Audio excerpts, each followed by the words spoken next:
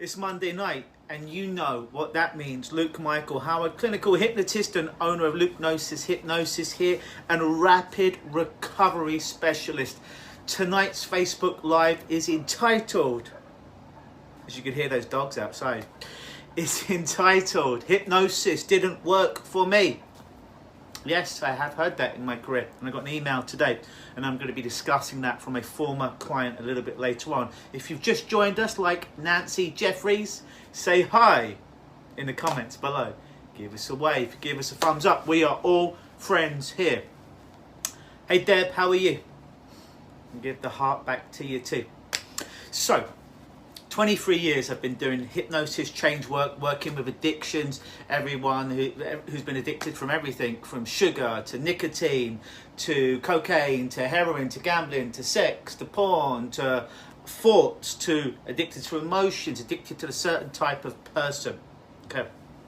So I've got an email today. Not going to give this lady's name to protect her, and I'm not picking on this lady today. Understand, this is not a hit piece on this particular lady, and I'll change anything that could identify her. But it's not the first time I've received an email like this, and I want to tell you how I respond to this. So, a little backstory. A lady had come to me to quit smoking a year ago, once lockdown had happened. So, only seeing clients over Zoom. Online, which is very, very successful. It's actually even more successful doing it over video than in person, believe it or not. So she knew this. She's absolutely clear about this going forward, and she booked 2 sessions to quit smoking. She's given an option. I offer 2 programs to stop smoking. The silver program, which is 1 session. Typically about 30% of smokers will go for this. I offered her the gold program, which is up to 2 sessions, which typically about 70% of folks will go for that one and have a great deal of success. Success based on following up with my clients for up to 2 years after our work together, and they result that they are doing very, very well and are smoke-free, happy, healthy, with no cravings. So she booked 2 sessions. We did the first session, so she knows it's going to be over Zoom. We get on the Zoom, and I always tell my clients, over Zoom, because we only have a certain amount of time, because I'm very busy and I've got people before you and after you, but your hour or your time with me is your time, but not after and not before, because I'm undoubtedly going to have other clients. So I tell people, make sure your camera's working, make sure your audio's working, make sure you can hear me, you're not going to be disturbed for at least 1 hour. It's just you and me, as if you're in my office. So all this is clear, even a 57-second video that I send, a cartoon that I send to clients, all right? That know this. I tell them it on the phone, on the screening call, and it's also written in the email before we have the actual session. So everyone knows this going forward. It's completely transparent. So we set the session up for total success. We do the session. I ask her at the end if she wants a cigarette. She's like, no. I believe her craving was a 7, 8, or a 9 out of 10 to begin with. It was a 0 at the end. So I'm like, great success. I also ask my clients to not smoke for up to 24 hours before the session. So when they come in, they're craving, they're jonesing the cigarettes. So when they come in and they are indeed a 7, an 8, a 9, a 10 out of 10, they're craving the desire. And at the end of the session, when it's a 0, they know that this worked. Everything went well, okay? I thought it did anyways. About 2 weeks later, I received an email from her, long email.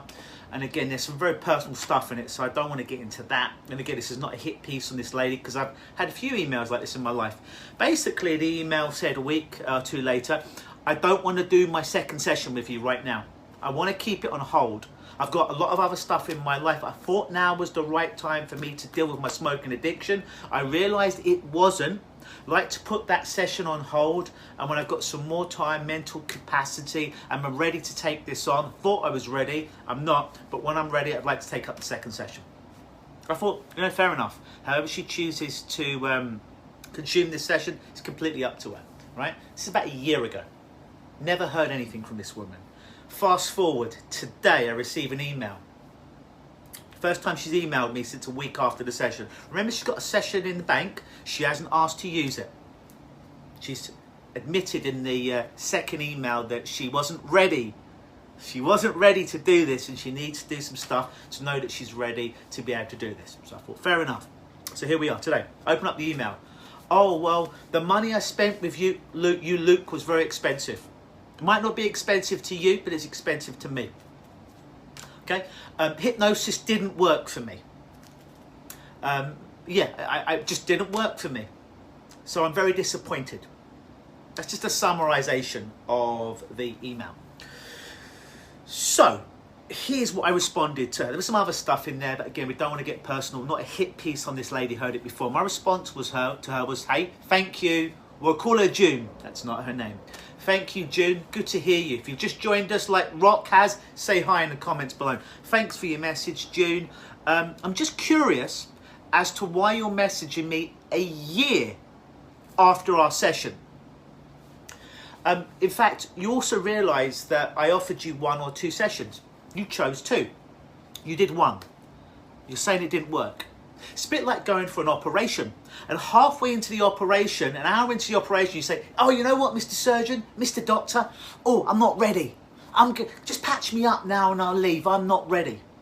Or it's a bit like being given medication to clear up a nasty rash, and only consuming half the medication that the medical professional gave you, and then hoping, wishing, magically thinking that your problem's going to go away. You wouldn't imagine that, would you? From a surgery or from medication when a doctor told you how long it was going to take.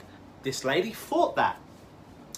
Secondly, I said to her, hypnosis, not about hypnosis working or not. Hypnosis is not a passive process. I'm not doing anything to you. I'm much like a personal trainer who gives you the exercises to do. If you do the exercises, you get bigger muscles. Much like the dietitian who gives you the correct nutrition. If you eat that way, you get in shape. If you don't eat that way, you don't. Much like the physiotherapist that helps you to rehab an interview. If you do these exercises every day, it will help you to rehab your injury. If you don't, it won't get any better. Hypnosis is like that. It's not passive. It's not you just sit down and I may waving a magic wand to do something. It's a very active process, very active, to get you involved both consciously online and unconsciously. I explained this to her. I explained it to her in the initial phone screening before she came on board, the beginning of the actual session, and again in the email. Then I always give my clients homework to do. The homework's not long. It's a few techniques that I put videos together to help ensure that cravings stay down and they're in full control. Typically, when I survey people that hypnosis didn't work and I ask them, how often did you do the exercises? They'll typically say, oh, I did it once or twice, Luke. When I ask them to do it every day for 30 days. And once or twice, they typically lie, which probably means never. Or maybe it was indeed one time. And then, because she never addressed it at all in the email, I said to her, you've still got 1 session. So when you're ready to take ownership of your problem, when you're ready to actually truly do something about it, not blame the world for you smoking and it working or it not working, because already established hypnosis is just a tool. So let's say that hammer doesn't work. There's something that needs to be nailed in. There's a picture or a piece of furniture you got from IKEA. And you look at it, you're like, oh my God, it's not building itself. It's not working. That hammer's not hammering that nail into the wall, holding my picture up. It's not working. No, you have to pick the hammer up. Actively hammer the nail in, hold the picture up, assemble that piece of furniture that you bought from IKEA or wherever, or Wayfair. You have to assemble it. You have to do all the work. Not once did she say, look, I'd like to take advantage of that second session because I purchased 2 sessions. I'd like to take advantage of it because I realised I'm only halfway through the process. Hence why when I was given an option of 1 or 2 sessions, I decided 2, speaking as June, not her real name, because I knew that I'd need 2. Not once does she bring up, but she goes into the victim mindset. Again, not picking on June. It's typically what people do. They're looking for quick fixes, hence why they do their drug of choice. Whether that be coke, cigarettes, weed, heroin. And they're looking for something magically to come along to fix them. Hypnosis, change work, what I do is not magic, although it can be magical. And it's not about me doing the work for you, because if it was about me doing the work for you, it'd be disempowering. I'm not in the disempowering business. Going to a counsellor or a psychotherapist week after week after week, going to a meeting week after week after week, and still having your problem 30 years down the line, identifying with a victim mindset. If you want that, go to those people. I'm in the empowerment business, okay? The empowerment business is I'm giving you ownership of your life.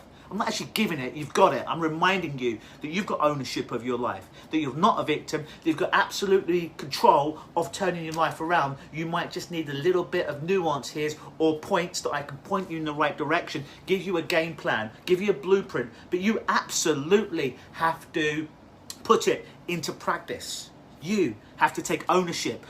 Don't play the victim game with me, because that's disempowering to you. That keeps you trapped in the addicted mindset, of the victim mindset. If you stay trapped in the victim or addicted mindset, guess what? You get to keep all your beliefs that addiction's a disease and it's hereditary because my mum, my dad, my grandfather, sister, brother had it, whatever. Great, you can believe that if you want. It might even be true. 50% of the people say it is, 50% said it won't. They've both got great arguments.